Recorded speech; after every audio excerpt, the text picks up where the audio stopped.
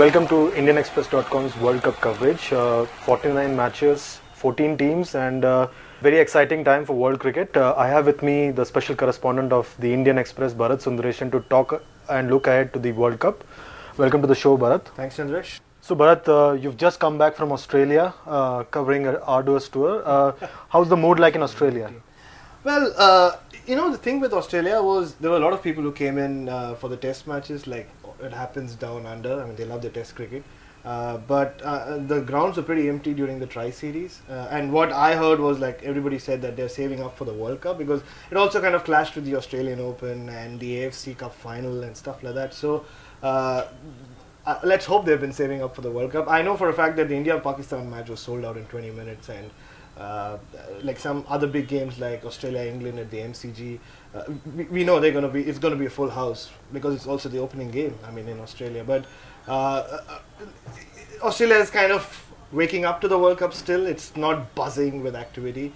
So, but now I think after the fact that they're starting off with India-Pakistan is great for the tournament, and also Australia-England because it kind of sets the tone for the rest of the tournament. So. I get a feeling that this tournament we're going to have a new winner, new champion. Do you get the same feeling? I think it's about time we had a new winner. I mean, we've seen Australia win it 3 times on the trot. Like we've seen India win it in India. And you remember in 1996 when Sri Lanka were crowned champions for the first time? It was like a breath of fresh air for cricket itself. And one day cricket needs something like that. And South Africa have come so close before. New Zealand have been the eternal dark horses, not this time. That's a good thing. And you have England. I mean, they've reached 3 finals, and probably it could be their time. And it'll be funny if England win it because they're the ones that nobody's rooting for. So, but yeah, coming back to your question, I think ODI cricket is ready for a new winner, and there's something so exciting about a World Cup in Australia, right? I mean, for most of us, I mean, our generation, the 1992 World Cup was our initiation into cricket. I mean, and what an initiation! The colour. The bright blue skies, Channel 9, the stump cam, and Bill Lawry. I mean, you couldn't have asked for a better initiation. So there's always something exciting about a World Cup in Australia. I'm glad that you said our generation because you counted me as part of your generation. But just looking ahead to the World Cup, I'm surprised, I'm rightly so, that India is not being factored into many discussions. The Indian teams not being rated very highly. Despite being the champions. Absolutely. Yeah. Most experts are looking at India and looking at the lack of experience in the side, the lack of big names except Dhoni and Kohli, and just sort of underplaying the whole atmosphere around India. Do you think it will work well for India? I think it will work well for India that way. It generally works well for teams that play, enter World Cups as underdogs. I mean, it's strange that the defending champions would enter a tournament as the underdogs, but you can't blame the experts or whoever is tagging them as underdogs because they performed pretty poorly in the Tri-Series. Yeah, I mean, losing the Test Series was expected, but to perform that poorly in the Tri-Series, to lose twice to England, I mean, who India have been beating so comfortably across the world, was not a great build-up to the World Cup, and they struggled. I mean, they lost to Australia again. They were not at their best against Afghanistan. So I think the underdog tag is justified, but like you said, it could help in their favor because they might slip under the radar, like most teams have, like most champion teams have slipped under the radar except Australia. So it could work in their favor, yes. Okay, who are your top 2 batsmen to look at? For me, it's AB de Villiers and David Warner, and possibly even Kane Williamson. Who are the batsmen that you are looking forward to? I don't think I can limit them to 2 because there are so many around. I mean, AB de Villiers is an obvious. I mean, when you score 100 of 31 deliveries, he is the most exciting batsman right now in world cricket. But I mean, you just look at the number of 300 plus totals that we've been seeing in the last month or so. And you spoke about Kane Williamson. There's Brendan McCullum who's having a dream 12 months or 18 months. And how can you rule him out of that list? And then you look at even someone like a James Faulkner. I mean, or Stephen Smith. Of course, yeah, Stephen Smith. But at least he's when you talk of exciting batsmen, Steve Smith doesn't kind of feature in mostly because he's so unorthodox. He has all the shots in the book. I mean, he can hit a boundary through his legs. Not many can do that. But he might not feature in your. The category that you listed the others in as being the exciting players of this tournament. But someone like James Faulkner, I mean, he's so young. He's just 24, but he finishes off matches like I mean, it's like, and he like just walks off. He takes his gloves off. It's just like another day at work. So Shane Watson called him, I think, the best finisher in the world. he did, Yeah. and then if you remember, Brad Haddon said that it's almost like it's in his contract that he has to hit the winning runs after he did that at the MCG. So a lot of exciting cricketers around and a lot of exciting batsmen. What about Ajinkya Rahane?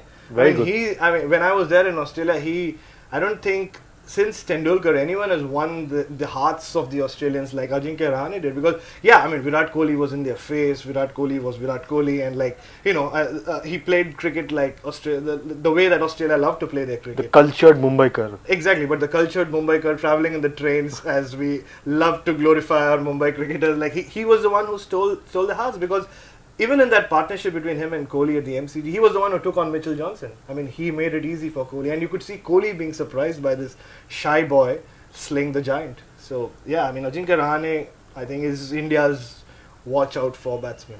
And the bowlers?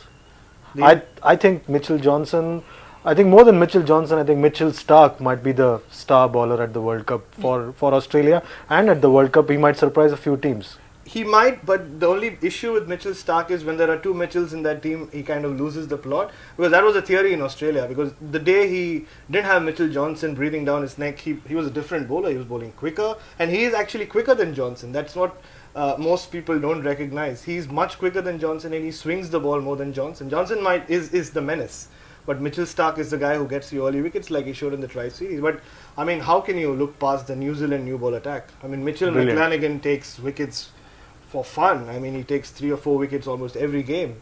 And then you have Trent Bolt, you have Tim Southee. I mean, I think if you look at bowling attacks all round, I think New Zealand, who generally the dark horses like we mentioned earlier, but I think in terms of bowling attack purely, they have the best in the world right now. I mean, this is the best in the World Cup, especially for those conditions.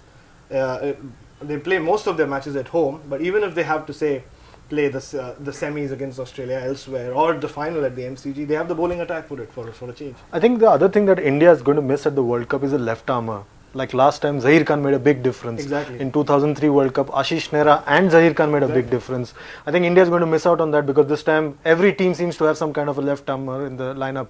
Even the Afghans have a left armour, Shapur Zadran, who's pretty good as well. So I think India is going to miss that trick. And I think you spoke about New Zealand. I think Trent Bolt is a guy who's is going to, again, just like India, be under the radar but keep picking up wickets all through the tournament. Exactly, and interestingly, you brought up left-arm fast bowlers at this juncture, because I was just checking, and only West Indies in 1979 have ever won a World Cup without a left-armer in their squad. 1983, Sunil Walson didn't play a game, as we journalists know, because we keep calling him for that. Not anymore, but we used to. But I mean, they still had a left-armer in their squad, so it's a quirky little trivia, but. But probably it does make sense, like, because you need that kind of variety to last the tournament. Do you remember Jeff Allett in 1999? Yeah. Like, nobody heard of him before that, nobody heard of him after that, but, like, that was his World Cup. I mean, you have left-armers shining every time, and Zaheer Khan last time, Nathan Bracken, like, you have so many. And India is probably the only top team who do not have, except Sri Lanka, I think, who do not have a left armour. And so we can already discount India and Sri Lanka from the semi-finals. They were never going to be in my semi-finalists anyway. So coming to the semi-finalists, my semi-finalists for this World Cup are Australia, South Africa, New Zealand and England. What about you? Surprised by England, because I like how England have shaped up. To be honest, it's not a daddy's army. It's not team made of test match specialists this time around, so that's good. But I would stick with South Africa, New Zealand and Australia like you did, but my fourth team would be Pakistan. I'll tell you why, because I was just watching them play the other day, and there are a few quirky similarities between what's happening now and what happened in '92. They have a 40-year-old captain, very determined, very inspirational. A Pathan at the twilight of his career. They have a diminutive leg spinner with a very decent googly, very deceptive googly. 2 leg spinners, like in '92. Exactly. Iqbal Sikandar. Now we have Shahid Afridi. Like, he doesn't turn the leg break much, but he's still a leg spinner. Absolutely. And they had a key fast bowler breaking down just before the tournament. Waqar Younis then, Junaid Khan now. They have a left-hander called Sohail who bowls left-arm spin, and they have, of course, Sohaib Maqsood. Lanky, lazy, elegant. It reminds a lot of people of Inzamam ul Haq. Nobody really thought of Inzamam ul Haq as a match winner before the '92 World Cup, and we all know, especially New Zealand, know what he could, like, what he did to them. And the other similarity is that in 1992 they had Saeed Anwar pulling out. Right. So similarly they have Hafiz pulling out. So there's a bit of a similarity there. Too much happening, and two new balls. Yeah. I mean, that was the first time and the only time we used two new balls. And parrot green color. Exactly. Yeah. Probably that's why they got the color back, but everything else was happening. So I think Pakistan, like, not many people are rating them, but they could be the subcontinent team, or they could be the team representing the subcontinent in the business end of the tournament. Thanks a lot, Bharat. That's our pick for the World Cup.